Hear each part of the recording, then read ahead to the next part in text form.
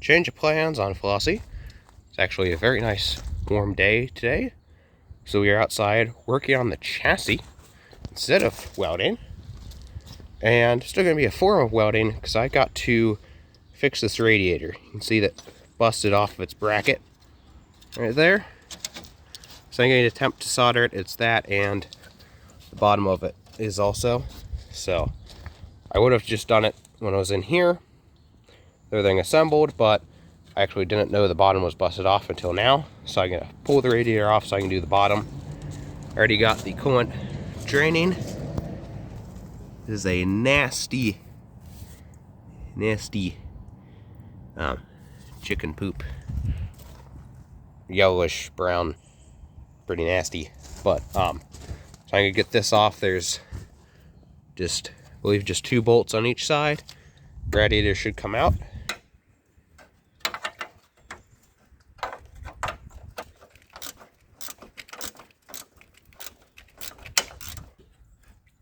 Top radiator hose.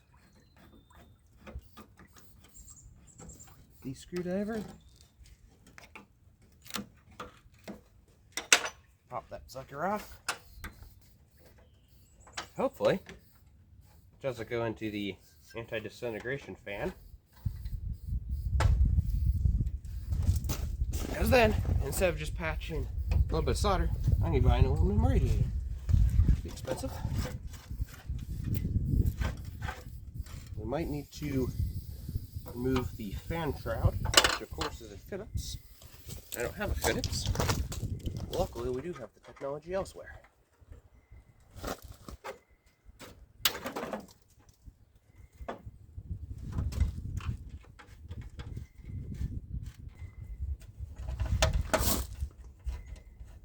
This side is clear. Got 3 screws left. And, oh good, 2 screws, because that one already fell out. This is getting hairy. Oh, do not want to puncture those fins.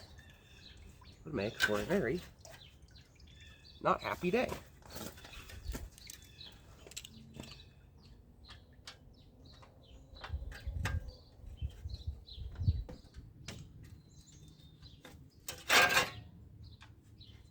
If you haven't noticed, I'm being very scientific about this. Radiator removeth. I command you. Remove. Oh, good grief. What are you stuck on?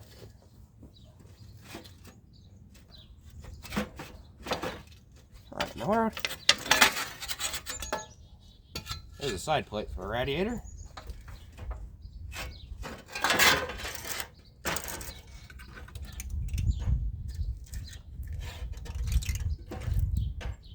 There we go. Looks like it's been through a war, but it's never leaked yet. So fingers crossed. Although it's kind of nasty. But got a little bit of Statue of Liberty going on right there, all the green. Then here is Mr. Troublemaker. And it has to go, if it's that way. Hopefully I solder on the right direction. Just gotta go right there. End cap, it'll protect them fins and also give me a way to bracketry, hold it onto the grill. I need to clean up these soldering surfaces. I'm going to try electric drill with a wire brush. Don't know if it'll work, but just see how it does.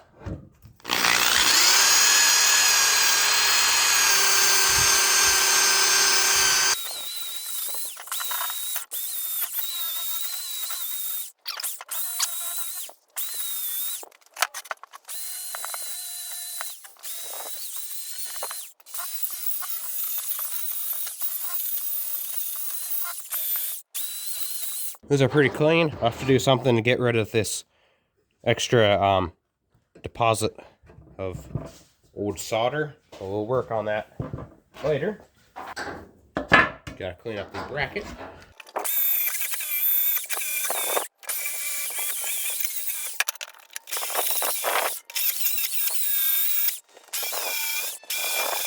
Alright, now that I got it wire wheeled, I'm going to take the torch and heat up all this extra solder that's left over, get it melted, and then use a wet rag to kind of wipe all the excess solder off.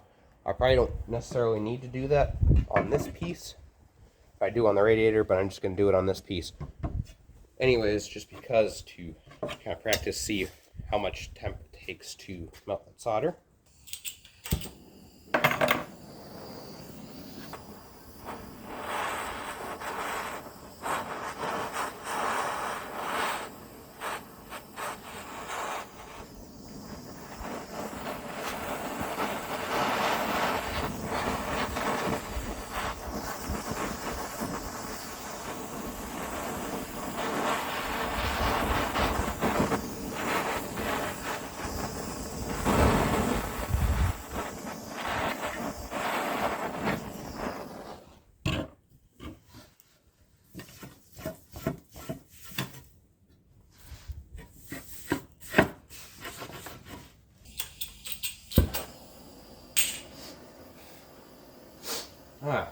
Doing that same trick on the radiator itself. This is the piece that actually matters, so it can't overheat.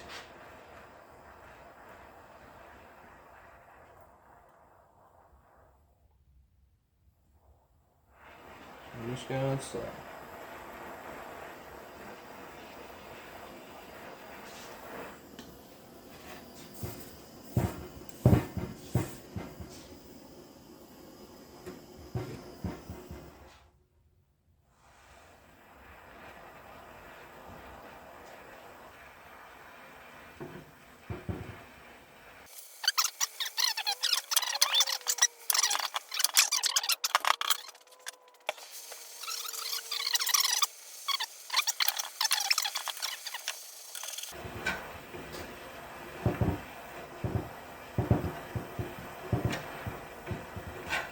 Very nice.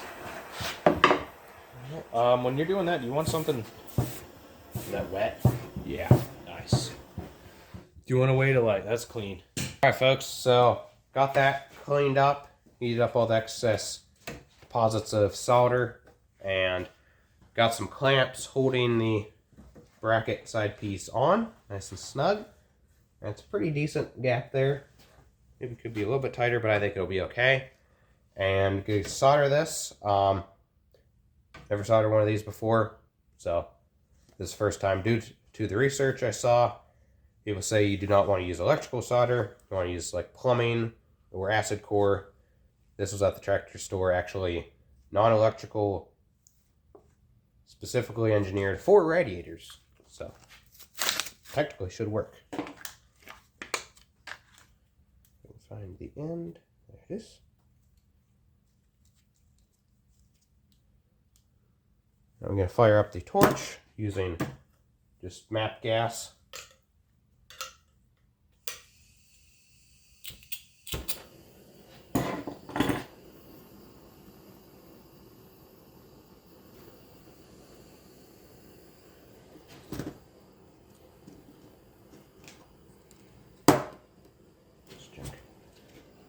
Alright.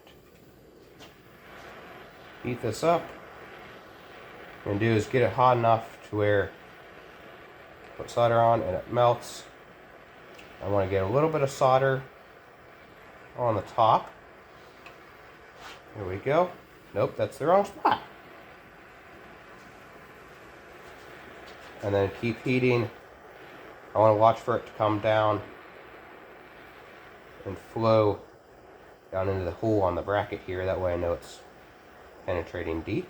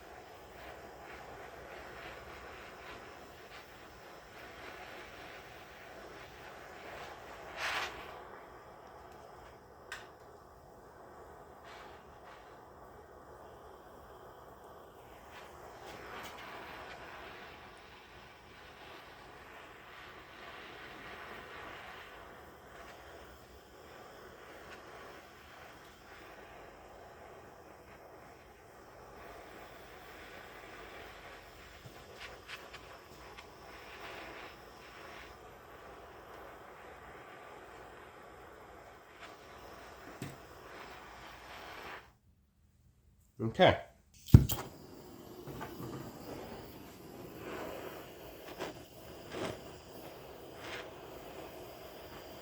Alright, work on the other side now.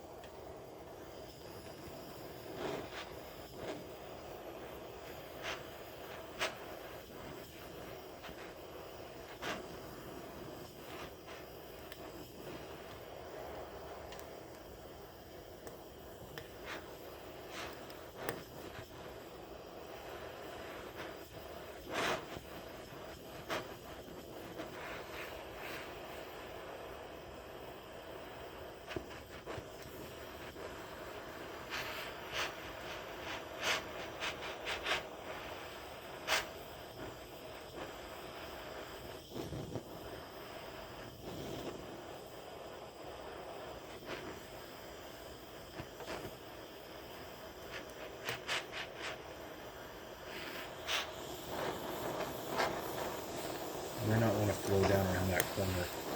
We just have to solder it from the hole. Yeah. Just bead it up there on the top. Go around that back edge. And then go through the hole. Mm-hmm.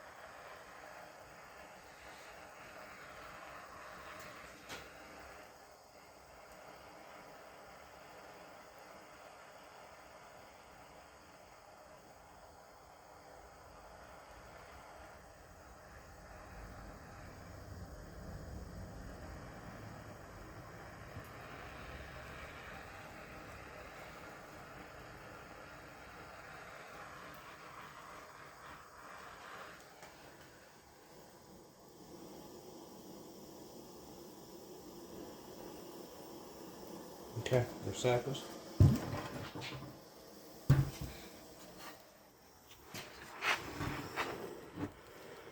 It's actually run down through there pretty good. Yeah. That was a very successful attempt, if I must say so. That is fixed back on. See actually how clean that soldering was. Not too bad. So could have filled in a little bit more on the sides, but I think it'll be strong enough. That's the top, and then bottom side filled in around a lot more. So it was the second try. But yeah, it's on there. Passes the shake test. I'd say that's a fixed radiator. So, yep. Map gas, some solder. Like I said before, you want plumbing or an acid core. This was specially designed for radiators, but it's just acid core. So, yeah. That's probably not really the best tutorial on YouTube because, like I said, this is my first time doing this. I'm no professional, so I can't give you guys professional tips from years of experience. But yeah, show you guys the process. If you need to save a little bit of money, do a DIY repair on an old brass radiator, on any antique car or tractor, or some of the older Volkswagens. So if you think you need to patch the radiator on an old Volkswagen, you might want to subscribe. You're going to learn something. But yeah, thank you guys for watching. Another task completed on Velocity, getting one step closer to be in there, and could have been working on the welding over here, but it was just such a nice day. I wanted to be outside and kind of wanted to do something different other than welding. So thank you guys for watching. See you on the next update. Bye.